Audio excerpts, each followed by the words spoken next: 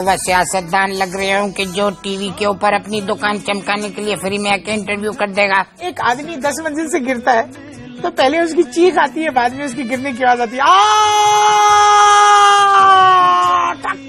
اور اگر 2 منزل سے گرتا ہے تو پہلے آواز آتی ہے ٹک.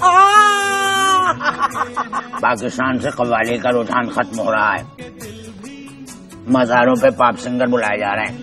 میں نے بھی ایک دن کیا کرا کہ جینز لے آیا, میں نے کبھی جینز پہن لیتے ہیں. اب میں نے جینز پہن تو لی, گھس نہیں رہا تھا, بڑی مشکلوں سے میں گھسا.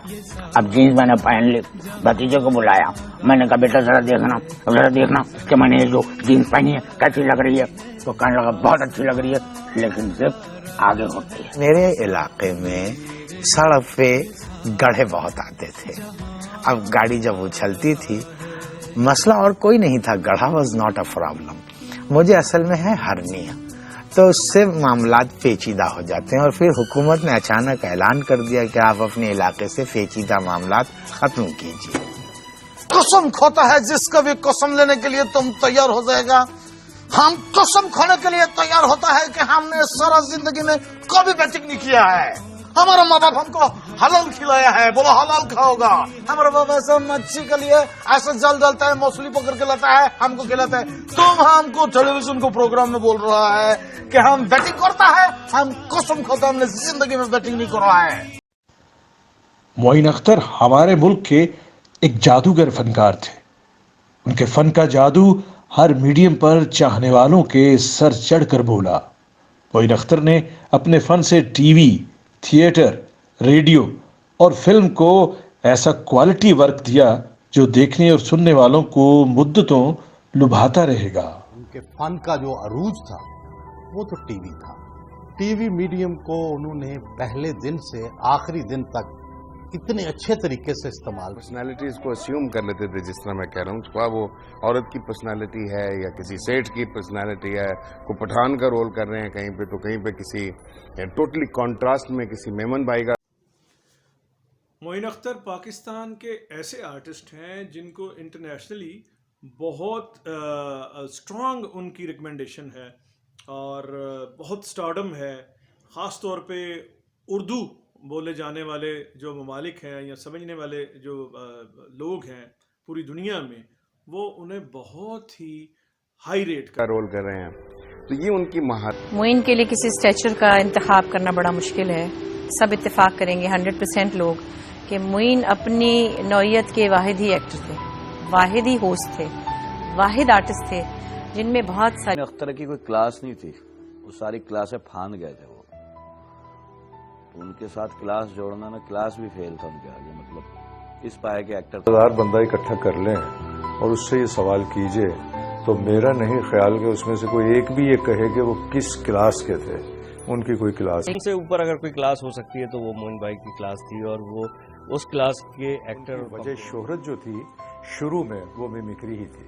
انہوں نے ضیاء محی الدین شو میں ایک بار یہ شروع کیا تھا کام, اور وہیں سے ہی معین اختر کی خاص بات یہ تھی کہ وہ عوام کی آنکھ کا تارا ہونے کے ساتھ ساتھ خواص کے دلوں میں بھی بستے تھے.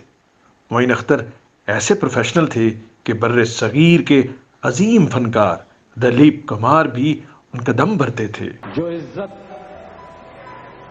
اللہ تعالیٰ نے آپ کو عطا کی ہے, میں نے آپ کی آمد سے پہلے یہ کہا تھا کہ انسان جب یہ چاہتا ہے کہ اس کی عزت ہو تو وہ آپ کی طرف دیکھتا ہے, اور وہ یہ سوچتا ہے کہ اگر زندگی میں عزت ہو تو اس جیسی ہو جیسی دلیپ کمار صاحب کو اس دنیا میں ملی ہے. آپ کے سوال میں ہی آپ کے سوال کا جواب چھپا ہوا. دلیپ کمار کو دنیا میں جہاں کہیں بھی فینز کے سامنے جلوہ گر ہونے کی دعوت دی جاتی تو ان کی شرط ہوتی کہ اس پروگرام کے ہوسٹ معین اختر ہونے چاہیے. ان سے معین اختر صاحب. پچھلے دنوں ملک میں الیکشن کے سلسلے میں بہت ہنگامہ رہا. ایک ہنگامہ ملک میں رہا, دوسرا ہنگامہ ٹیلی ویژن والوں نے کیا. بہت اچھے پروگرام انہوں نے پیش کیے. ٹی وی دیکھ رہا تھا کہ ایک آواز میرے سماج سے ٹکرائی. خواتین حضرات, اس وقت میرے پاس کوئی نتیجہ نہیں ہے آئیے قریشپور صاحب کی ڈیوٹی ختم ہو رہی ہے, سندھ الیکشن کمیشن چلتے ہیں, دیکھتے ہیں ان کے پاس کیا نتائج ہیں. شکریہ اطہر علی صاحب, اس وقت میرے پاس کوئی نتیجہ نہیں ہے, میری ڈیوٹی بھی ختم ہو رہی ہے. صدیق ارشد صاحب موجود ہیں, ذرا ان سے پتہ کر لیں آپ کے کیا ہے سلسلہ الیکشن کا. تو وہ یہ کچھ یاد آ گیا کہ ایچ ظلم است کے بعدید آئے تھارمی بینم. صدیق ارشد صاحب. شکریہ قریشپور صاحب, آپ اختر شماری کیجئے, ہم مردم شماری کریں گے. ہمبل, اتنے ڈاؤن ٹو ارتھ, اور جونیئرز کے ساتھ تو یعنی ایسے کہ جیسے انہی کے لیول پہ آ کے, بالکل یعنی یہ نہیں کہ جیسے انسان بہت اسٹف ہوتا ہے اور بہت روڈ ہوتا ہے, اور بالکل اس طریقے سے. اور حدیقو کیسی ہو, so now you are going to rock the stage, اور بہت ہی آپ کو پمپ اپ کرنا. تو اس کے تقریباً 4 سال کے بعد, یعنی آج سے 10 سال پہلے, میں نے سوچا کہ میں ہمت کر کے معین بھائی سے پوچھ ہی لوں کہ آپ ہمیشہ اسٹیج پہ جانے سے پہلے جو ہے نا وہ اتنے اینکشس کیوں ہوتے ہیں, آپ اس طرح پھر رہے ہیں. تو میں نے پوچھ لیا, میں نے کہا معین بھائی مجھے بتائیں آپ اتنے گھبرائے ہوئے کیوں ہوتے ہیں, آپ تو ایک لیجنڈ ہیں, آپ تو ایک ایسے اسٹار ہیں کہ جو اسٹیج پہ جائیں گے کچھ بھی بول دیں گے تو لوگ آپ کی بات سنیں گے, ہنسیں گے بھی, اور آپ کا تو وہی جیسا ابرار کہہ رہے ہیں کہ آپ کو ہنسانا بھی آتا ہے, رلانا بھی آتا ہے. تو کہتے ہیں کہ نہیں حدیقو, مسئلہ یہ ہے کہ جب انسان جتنا بڑا نام ہو جاتا ہے نا اتنا ہی آپ کی پوزیشن ویک ہو جاتی ہے. تو آپ جب اسٹیج پہ جاتے ہیں نا تو لوگوں کی ایکسپیکٹیشنز یہاں پہ ہوتی ہیں. اس چیز کے لیے میں دعا کر رہا ہوتا ہوں اور اینکشس ہوتا ہوں اور اپنی چیزوں کو جوٹ ڈاؤن کر رہا ہوتا ہوں دماغ میں کہ میں اسٹیج پہ جا کے لوگوں کی ایکسپیکٹیشنز پوری کر سکوں اور خدا مجھے اتنی عزت. السلام علیکم جی, میں ہوں رفاقت علی خان. آج ایک بہت بڑی ہستی کے بارے میں بات کرنے جا رہا ہوں, معین اختر. کون نہیں جانتا ان کو, کون نہیں مانتا ان کو, بہت بڑی ہستی. ان کے حوالے سے مجھے 2 واقعات یاد ہیں. مجھے اچھی طرح یاد ہے, میں پاکستان ٹیلی ویژن میں اسسٹنٹ پروڈیوسر تھا, اور میں اچھے اور بڑے لوگوں کو سوچ کیا کرتا تھا. تو ایک دفعہ کیسا کہ شاہ صاحب نے مجھے ایک چیک دیا, کوئی 90,000 کا تھا, تو جاؤ معین اختر کو دیا. میں بھاگ کے گیا, میں ان کو دینے گیا, انہوں نے مجھے بہت پیار کیا, بڑے اخلاق سے ملے. میں نے پہلی دفعہ ان کو دیکھا تھا, آئی واز سو ہیپی. دوسرا واقعہ جو بڑا امپورٹنٹ ہے, میں نے پرفارم کرنا تھا الحمرہ آرٹس کونسل میں, ہالنڈ ہال میں. میرے بڑے درینا دوست, میرے بھائی, میری جان فیصل سرور مرشا, انہوں نے بڑی کوشش کر کے مجھے اسٹیج پہ اسے انٹروڈیوس کرنا تھا, اور معین اختر نے مجھے اسٹیج پہ بلانا تھا. مجھے اچھی طرح یاد ہے ان کا ہاتھ بھی خراب تھا, طاہر سرور مرشا صاحب کا, وہ بیچارے بالکل باندھا ہوا تھا ہاتھ, ان کے ہاتھ میں چوٹ لگی ہوئی تھی, لیکن اس کے باوجود وہ بار بار اسٹیج کے پیچھے جاتے تھے اور معین اختر کو کنونس کرتے تھے کہ رفاقت کو اسٹیج پہ بلایا, پرفارمنس کرنی ہے. یہ پرفارمنس سے بڑی بات تھی کہ انہوں نے مجھے انٹروڈیوس کرنا تھا, اور وہ طاہر صاحب سے ناراض ہو رہے تھے بڑے پیار سے کہ آپ کیوں بار بار آتے ہیں, آپ نے بس ایک دفعہ کہہ دیا, آپ پیچھے مت آئیں, سامنے بیٹھے, میں ابھی رفاقت کو بلاتا ہوں. انہوں نے پھر میرے خاندان کے بارے میں بہت بڑی بڑی باتیں کی, بہت اچھی بات کر کے مجھے اسٹیج پہ بلایا. میں کبھی نہیں بھول سکتا. معین اختر صاحب, اللہ آپ کو بڑی کی رحمت کرے, اور ایسے لوگ, ایسے انسان, ایسے آرٹسٹ بار بار پیدا نہیں ہوتے. اور ان کا وہ جو سب سے خوبصورت پروگرام لوز ٹاک, جس میں وہ بہت سارے انہوں نے کردار نبھائے, اگر میں بات کروں گا تو گستاخی کے زمرے میں آنا چاہیے کہ تم کیا جانتے ہو ان کے ٹیلنٹ کے بارے. ایسے ایسے لوگ یہاں موجود ہیں ابھی جو بولیں گے, لیکن سٹیج کے بادشاہ تھے, جب آتے تھے تو آڈینس بالکل جیسے ان کے گویا قبضے میں آ گئی ہے, اور جہاں سے چاہتے تھے شروع کرتے تھے. جب ہنسانا ہوتا.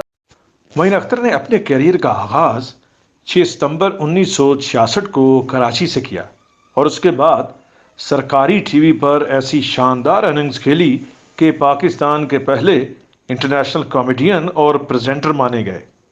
ملک میں جب پرائیویٹ الیکٹرانک میڈیا فروغ پایا, اپنی عمر کے آخری حصے میں ایئر وائی نیوز کی سکرین پر انور مقصود کے ساتھ لوز ٹاک کے 450 شو میں سے 400 سے زائد کریکٹرز کر کے عالمی ریکارڈ قائم کیا. ناقدین کا کہنا ہے کہ اگر معین اختر یہ کام مغربی دنیا میں کرتے تو انہیں سر کا خطاب دینے کے ساتھ ساتھ ان کے مجسمے بنائے جاتے. تقریر میں ہندی اردو سمجھنے والے لوگ جو ہیں وہ ان کے نام سے اور ان کے کام سے بخوبی واقف تھے, اور کچھ لوگ ہوتے ہیں جن کے بارے میں یہ کبھی خیال ہی نہیں آتا کہ موت کا ان کا کوئی تعلق ہے. ایسے زندہ دل لوگوں میں سے ایک معین اختر صاحب بھی تھے. کون اتنے زندہ دل انسان کے بارے میں یہ سوچنا مشکل.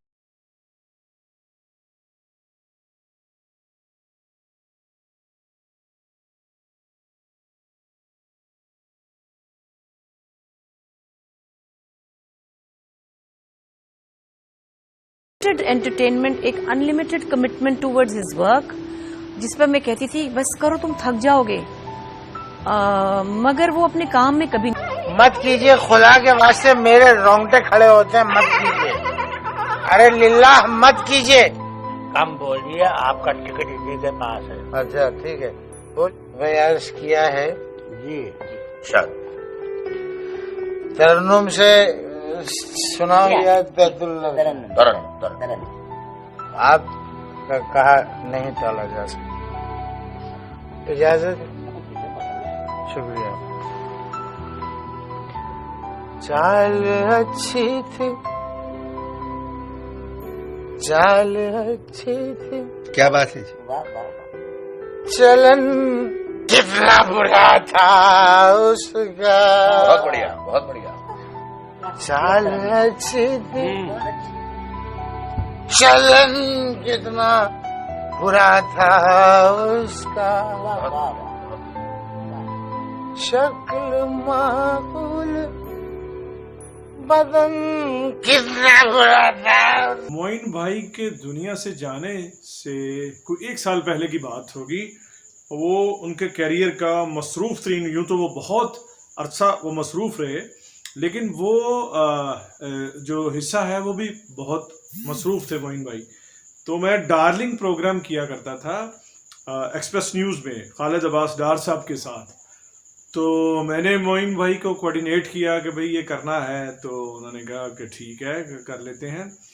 اس وقت کچھ لاکھوں میں وہ فیس لیتے ہوں گے ایک ٹیلی ویژن پروگرام کی، لیکن ہمیں کچھ بھی نہیں انہوں نے چارج کیا تھا، کمپلیمنٹری کیا تھا. اور مجھے یہ اس کا فارمیٹ ایسے ہوتا تھا آف سکرین کہ وہ خالد عباس ڈار صاحب اور ڈارلنگ والے دونوں جو سوال ہیں کسی شخصیت سے آف کیمرہ میں کیا کرتا تھا، اور پھر آن سکرین ہم ڈار صاحب کو تکلیف دیا کرتے تھے، اور اس طرح سے وہ ریکارڈ کر کے ایڈیٹنگ میں جوڑ لیا کرتے تھے.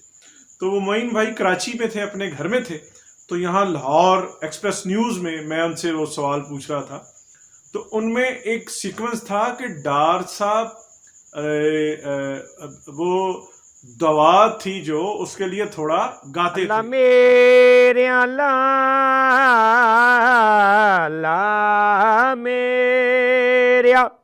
میرے معین اختر کو صحت کے ساتھ لمبی عمر عطا فرما. وہ اسی طرح پاکستان کامیڈی 11 کا کپتان بنا رہے. تو مجھے یاد ہے کہ وہ جب وہ ڈار صاحب کے لیے، وہ ڈار صاحب کو بہت پسند کرتے تھے، اپنا دل سے سینئر مانتے تھے، اور انہوں نے بہت اچھا بولا. وے ڈاریا تیری وڈی مہربانی، تو منو کامیڈی دا کپتان آکھیا. اے ڈاریا تو منو خوش کیتا، میرے دل نو خوش کیتا. او تو بھی سلامت رہے، جے تیرے نال دینے او بھی سلامت رہن. تے میں جے کامیڈی دا کپتان ہویا تے تو سلیکٹر ہویا، میری دعا ہے کہ تو سلیکشن تو اگے جا کے او تو چیئرمین بنے. اور تو ہے ہی چیئرمین. تیرے کولو بڑا سکھیا، تیرے کولو بڑا سکھیا. کنے نوے آن والے تینوں فالو کر دینے. وے ڈاریا تیری مہربانی، تیری کتے دھا، تیری کتے دھا، تیری کتے کنہ کتے دھا. مرد ہوں جس نے معین کو چوما ہوگا، اور بھرے مجمع میں اٹھ کے جا کے میں نے اس کو داد دی کہ تو کیا نقل اتارتے. اور واقعی مہمان آ گئے. جب مہمانوں کی آمد ہوتی ہے، روشنیوں کے چراغ دوستیوں کی کائنات سے جنم لیتے ہوئے پرندے جب نہا خانوں کی طرف پرواز کرتے ہیں تو افق کے دور اس پار میرا جی کی آواز گونجتی ہے. میں نیل کرائیاں نیل دیاں میرا تن من نیل و نیل، میں سودے کیتے دلاں دیتے بڑھ گئے نین وکیل. اگر کوئی آنکھیں بند کر کے سنتا تو وہ پہچان نہیں سکتا تھا کہ میں بول رہا ہوں یا وہ.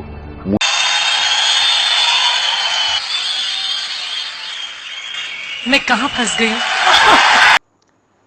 मोइन अख्तर ऐसे तबाजात फनकार थे।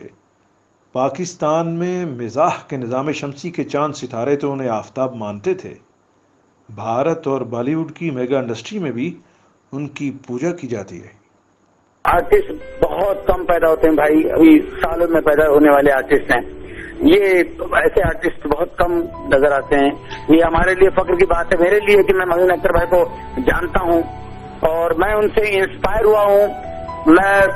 जब मैंने अपना करियर शुरू किया स्टैंड अप का, मिमिक्री का, तो मोइन अख्तर भाई कैसेट सुन के उनकी कैसेट सुन के उसी से इंस्पायर होके मैंने सोचा एक दिन मैं भी कोशिश करूँ तो क्या मैं कैसेट बना सकता हूँ, क्या मुझे भी लोग इस तरह सुनेंगे, ऐसा मैं सोचता था। मेरे लिए आप बादशाह बनाने वाले, बादशाह बनाने, और आप सोना भी नहीं, आप पारस, आपको छुआ हमने तो हम सोने जैसे कुछ थोड़े से। मैं जंग अखबार में होता था और मुझे याद है कि मेरे करियर का पहला जो सुपरस्टार का इंटरव्यू था वो मोइन अख्तर साहब का इंटरव्यू था। और जब वो मैंने इंटरव्यू कर लिया और वो छपा जंग अखबार में टीवी पेज पे, तो मुझे यूं लगा कि मैंने किसी इंटरनेशनल आर्टिस्ट का, इंटरनेशनल सेलिब्रिटी का इंटरव्यू कर लिया। बहुत एक प्यारा सा रिश्ता बन गया था। क्या है कि मैं बचपन से ही, जो उन्होंने एक कैसेट उनके निकलते थे, ऑडियो कॉमेडी जो शुरू की थी, he was one of the pioneers, और उसके जरिए मैं भी उनको मतलब वो सुन के मैंने अपने कॉलेज में, स्कूल में वहां से शुरुआत की थी। उनके कैसेट्स और उनके जोक्स को मैं बोलता था, कॉपी करता था। एंड वहां से मेरी मुलाकात एक शो में हुई और मतलब आई वाज फॉर्चुनेट कि मैं साथ में था उनके शो में, साथ में होस्ट कर रहा था एक शो। तो एक दोस्ती हो गई, राब्ता रहा, बहुत ही प्यारे और पुरखुलूस। और मतलब कौन कहता है कि मौत आई तो मर जाऊंगा, मैं तो दरिया हूं समंदर में उतर जाऊंगा। अहमद नदीम कासमी के इस शेर की मिस्दाक मोइन अख्तर 22 अप्रैल 2011 को इस जहान से कूच कर गए, मगर चाहने वालों के दिलों में वो तादेर जीते जागते रहेंगे। बुल्ले शाह असी मरना नाही, गोर प्या कोई होर।